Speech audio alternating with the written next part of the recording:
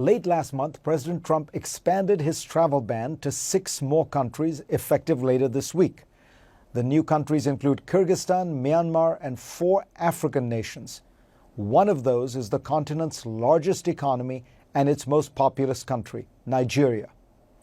Officials justify the ban on the basis of national security concerns.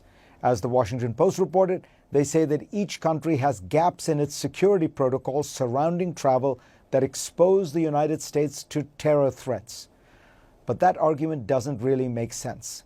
As the Cato Institute found, no one born in Nigeria, Myanmar, Tanzania, or Eritrea, 4 of the countries, have been responsible for a single terror-related death on American soil between 1975 and 2017. And if the administration were really worried about lax security, it would ban all visas from these countries.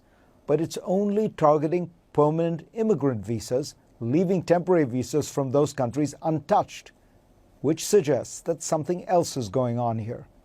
Last year, when Trump unveiled a new immigration plan, White House aides told the Washington Post that Trump wanted high-skilled, well-educated, English-speaking immigrants who could assimilate easily and give back to the country. That's an understandable wish list for any world leader. But if that's what Trump wants, he should know that Nigerian immigrants, who make up the largest group of sub-Saharan African immigrants in the United States as of 2017, check all those boxes.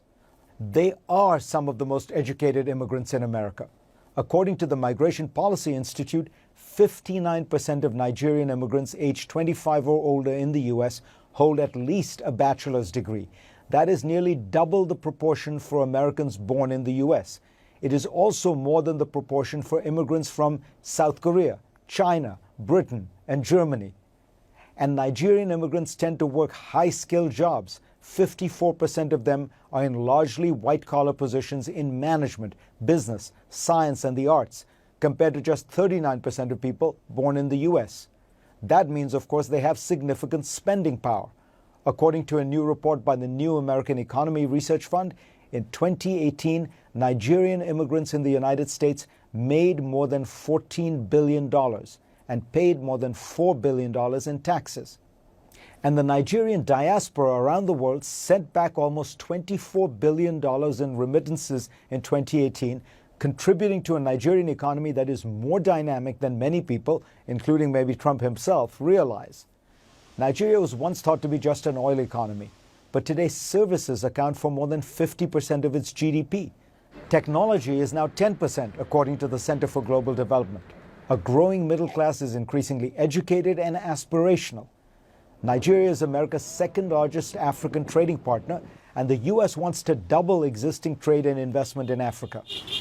As the former ambassador to Nigeria, John Campbell, notes, that goal, taken alongside the ban, amounts to, quote, policy incoherence, unquote.